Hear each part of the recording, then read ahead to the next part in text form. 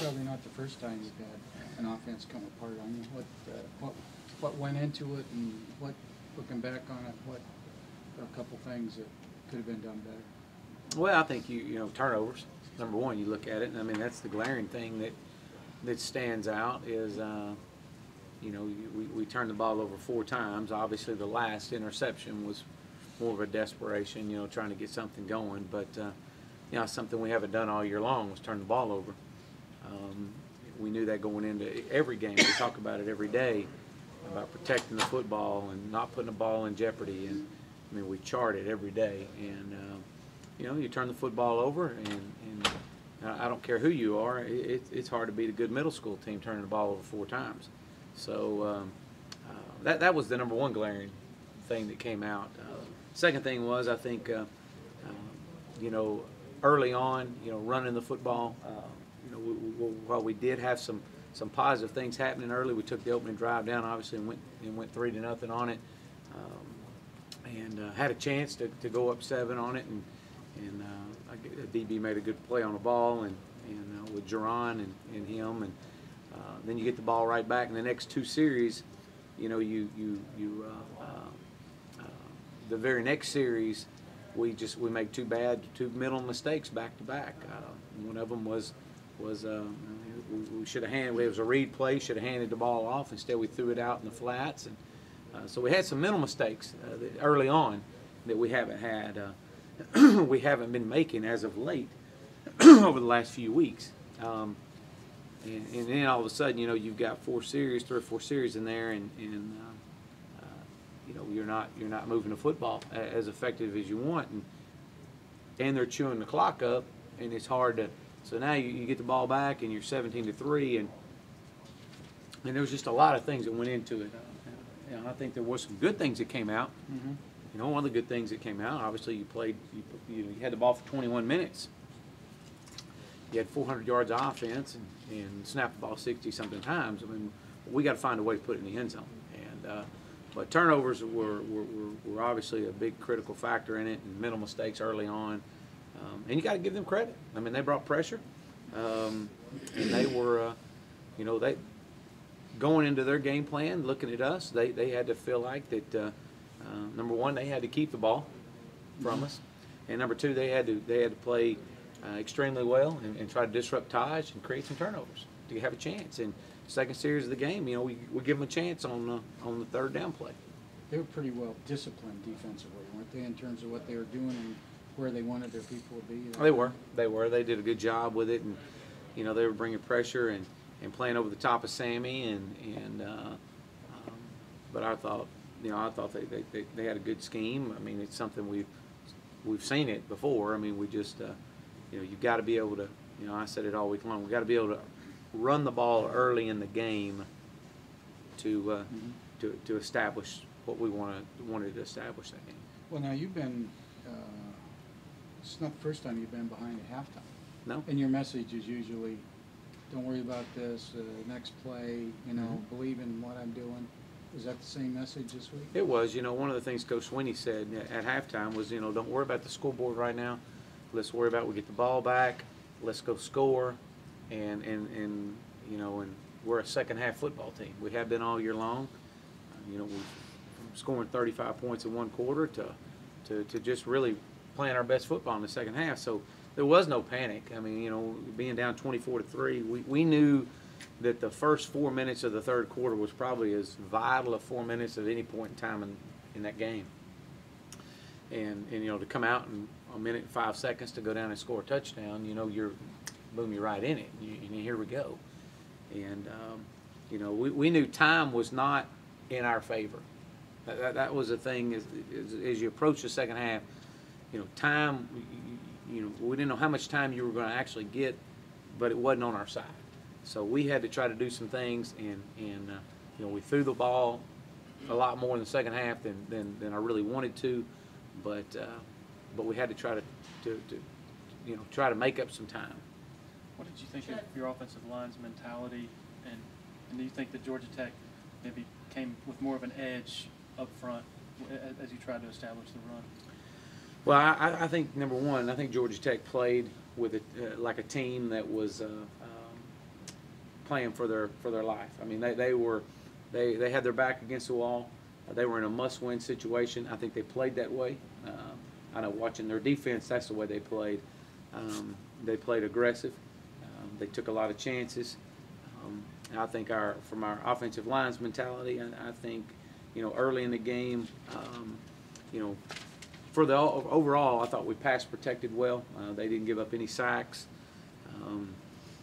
But I'd like to see us run the football. And I think it was series 3 or series, 3, 4, 3 and 4 of the game.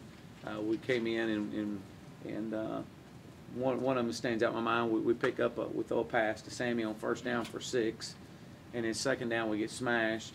We get a gain of 0, and then third down now you're 3rd and 5, 3rd and 6, and so our second down we were always seemed like we were playing behind the stick a little bit. What did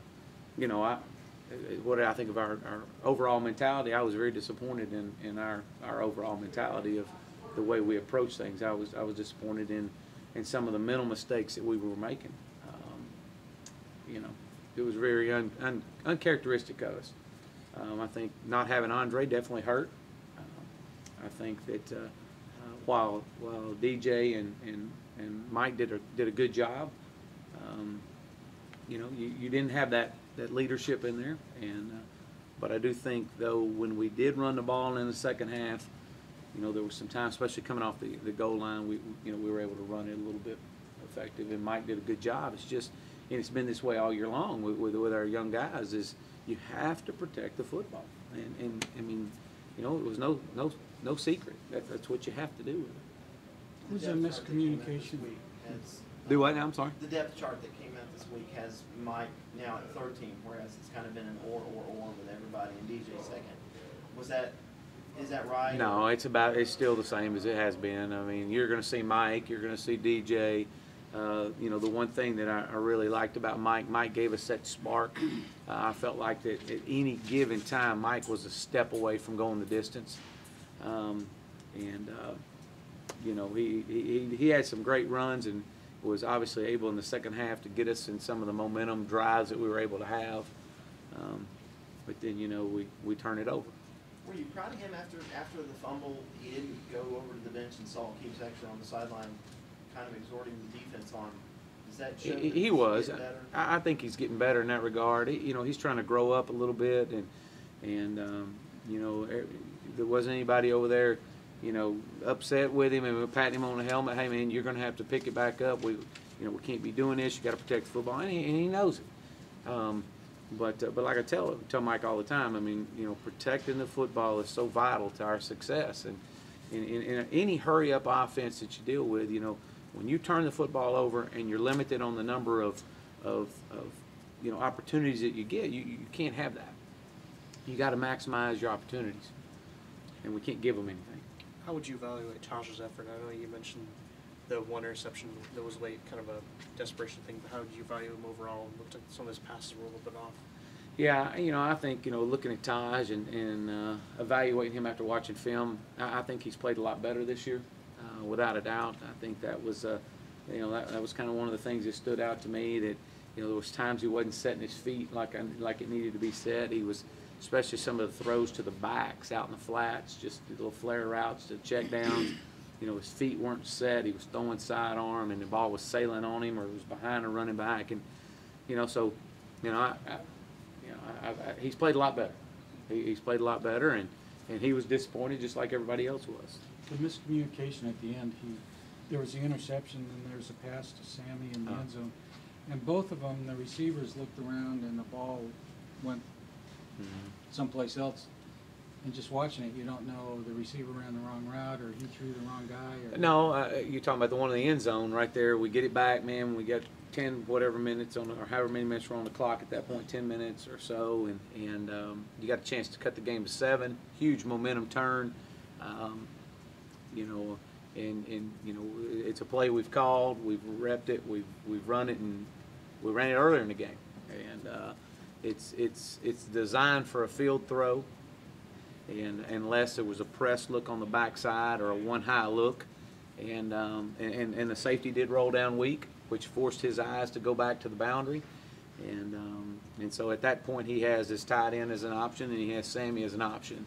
And you know, the ball, you know, unless Taj had checked him high, tapped him high to go to a fade concept, the ball should either went to the tight end or to the front pylon of the end zone.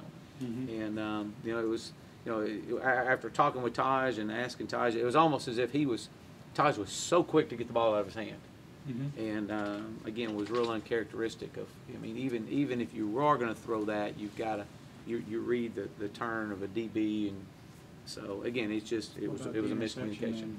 At the end of the game, right at the end there. I think I think the ball sailed on him. Oh, okay. It was they both ran the right route. I mean, he threw to the right guy, and the Nuke ran the right route. It was a vertical concept with an off corner, and Okay. he was running to come back, and the ball sailed on him. But no, that was Taj on that one. Other than the first possession, Mhm. you were able to get down Mhm. to the red zone, and then kick the field goal. You didn't find a rhythm of any Mhm. sort until the second half, and you came out flinging it. Mhm. Why doesn't that translate as well in the first half? You've been erratic about that in the first half, particularly the second quarter. Mhm. I think running the football a little bit has got to be involved in it and got to help somewhat. And I think, you know, for whatever reason, you know, you get into it as a play caller, and you know, you whether you get the ball and next time you get it, you got 4 minutes off or 3 minutes, or you get behind the sticks on first down or whatever it may be. I mean, it's I wish I could pinpoint it. I mean, you know, you make mental mistakes, and now you're sitting there at second and long or third and long, and you got to try to push beyond the sticks. And so, you know, it's something that, you know, you really hope you get to come out, and we have in several parts of the ball game. I mean, like I said, coming out, moving the football down the field, getting 3 points out of it, and then you go into the next 3 series, you're installed, and until you find another one. So, I mean, I really don't know the answer to that. I mean, you got to run the football. You got to be able to run it a little bit and mix it up. What are you focusing on this week? What some of the things you guys are working on with the open week? Well, you just go back. You know, you use open weeks, and you go back to fundamentals. You go back to your basics, and getting guys healthy. I think that's the number one thing right now. I think you got some guys that have been in a stretch run. They've been going now for 12 weeks, and you got to get them back healthy. And I think we saw how important Andre is to us, more so in a pass protection scheme. While our young backs did a great job, I mean, it gives Taj the confidence in knowing the fronts and the protection schemes, and that has a lot to do with it right now. So we're going back to fundamentals, and hey, you know, it's ain't nobody panicking. I promise you, I'm not panicking. I'm very confident in what we're doing. I'm very confident in what we've been doing. And hey, you know what? This is a speed bump along the way, and we'll find out a lot about ourselves over the next week and a half. You talked about building up Taj's confidence over the course of the first quarter, first few series. Is one of the next steps of his maturation more to where he can come out and you can open it up a little bit more to begin with, get off to a faster start? And I think there's 2 things you got to look at in that regard. I think you got to try to involve Taj more early on, and which may take a little bit of the hiccup out of some of the stalled drives at times of running him. I think he's got to get involved in the run game. You know, we had we tried to do that last week on a 3rd and 1, 3rd and 2, and which to me, I think that was a 3rd series of the game. We're driving down. It's in the first quarter. Boom, boom, boom. Here we go, and we can't convert a 3rd and 2 with him running the ball, and it wasn't. You know, we had a guy across our face, and we had to wind up punting. So, you know, I think we got to involve him a little bit more in the run game, and got to get him in a groove. And you know, you hope now that you're 9 games in that he's able to come out opening it up a little bit more. So, yes. You talked about fundamentals. Isn't it fair to say that it was a lack of fundamentals that really cost you this? I mean, what you were describing with Taj on those pass patterns and stuff, and some of the defensive ways they weren't staying in their lanes and stuff like that. It's just fundamental seems like breakdowns. Well, I mean, I don't know how much of it is that. I mean, it's execution more than anything. Execution, you know what you do, and being able to set your feet and throw. I mean, yeah, I mean, it starts with your footwork. I've been saying that since I got here. And when your footwork breaks down, I mean, you know, you can't just rely on just your arm strength. With your footwork, you throw with your feet before you do your arm. Yeah. And we talk it every day. So. But it seems like people say they tried to do too much, which seems to apply defensively when guys are, you know, oh, I can get to the quarterback by just going around this way, and then that's the lane he runs up. Yeah. All I can speak on is offense. I mean, hey, I don't even watch that side of the ball. I'm over there trying to keep my own house from burning down. Right, So. right. But you're talking about Taj on those. Oh yeah, it's patterns where- fundamentals. Fundamentally, his footwork was not where it needed Yeah. to be on some of his, and that's usually any quarterback. That's from Brett Favre to anybody you want to look at. You know, Tony Romo, those guys. When a ball sails on them, it's something to do with their footwork, their fundamentals, and you gotta try to hone that in. It's a mental thing, right? I mean, Oh, they just, and football is about 90% mental. yeah. Yeah. I mean, they just lose their Absolutely. place, or they get too excited, or that kind of thing. Well, I mean, you know, we saw that the other day. And, you know, there was times that we, you know, there was one in particular on the second drive. You know, Taj, we got a play called to work to the field, and he never focuses on the field. He works back to the boundary, and it's a play we've ran a bunch. Why do you do that? You know, what are we thinking? That's our communication sign. Why were you looking to the boundary, not the field? And you know, and they'll be honest with you. You know, as coach, I don't know. That safety took me back there, and I don't know why I didn't. And those are things you just got to work through, and that comes with experience. So, experience overcomes a lot of things, and so. I mean, but Taj has gotten us to where we are to this point, and while he may not have played his best game, he still made us.